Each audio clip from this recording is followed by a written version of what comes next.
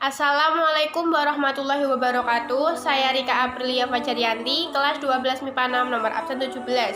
Saya di sini akan menjelaskan materi tentang iman kepada qadha dan qadar. Yang pertama, kita masuk pada pengertian iman kepada qadha dan qadar.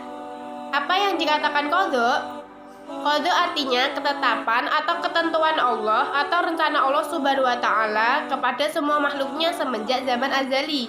Jadi, qadha itu artinya rencana Allah Subhanahu wa taala kepada semua makhluknya sebelum dia lahir ke dunia. Mengenai apa? Mengenai kematiannya, mengenai jodohnya, mengenai rizkinya, dan lain sebagainya. Yang kedua, qadar. Qadar adalah keputusan yang telah terjadi kepada seseorang setelah dia lahir, berdasarkan ketetapan dan usaha serta doa yang telah dilakukan orang tersebut. Jadi intinya, qadar itu adalah keputusan apa yang telah direncanakan oleh Allah setelah lahir ke dunia. Kemudian qadar itu diputuskan yang harus diputuskan pada mereka.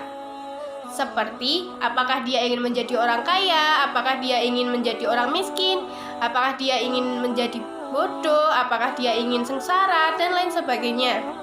Jadi, qadar itu adalah keputusan terhadap apa yang telah direncanakan oleh Allah Subhanahu wa taala. Yang ketiga, iman kepada qadha dan qadar. Iman kepada qadha dan qadar itu artinya yakin dan percaya sepenuh hati bahwa segala sesuatu yang terjadi adalah kehendak Allah Subhanahu wa taala yang tidak dapat dipungkiri. Iman kepada qadha dan qadar adalah mengimani adanya ilmu Allah Subhanahu wa taala yang qadim.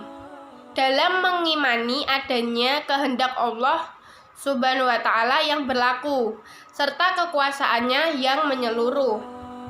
Sebagai umat muslim, kita diwajibkan untuk mengimani qadha dan qadarnya Allah Subhanahu wa taala yang baik maupun yang buruk, karena itu termasuk rukun iman. Seperti firman Allah Subhanahu wa taala, Quran surah Al-Hadid ayat 22.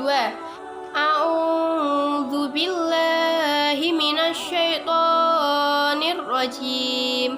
Bismillahirrahmanirrahim.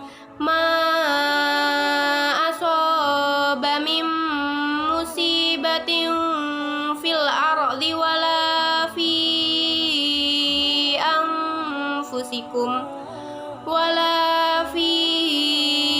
anfusikum illa fi kitabim min qabli an nabra'aha inna dzalika 'ala Allahi yasir. Shadaqallahul 'adzim. Yang artinya tiada suatu bencana pun yang menimpa di bumi dan tidak pula pada dirimu sendiri, melainkan tertulis dalam kitab Lauh Mahfuz sebelum kami menciptakannya. Sesungguhnya demikian itu adalah mudah bagi Allah Subhanahu wa taala. Quran surah Al-Hadid ayat 22. Dalam sebuah hadits qudsi, Allah Subhanahu wa taala berfirman yang artinya, siapa yang tidak ridho dengan qadha dan qadarku dan tidak sabar terhadap bencanaku yang telah aku limpahkan atasnya, maka hendaklah mencari Tuhan yang baru. Hadis riwayat At-Tabrani. Sekian dari saya. Wassalamualaikum.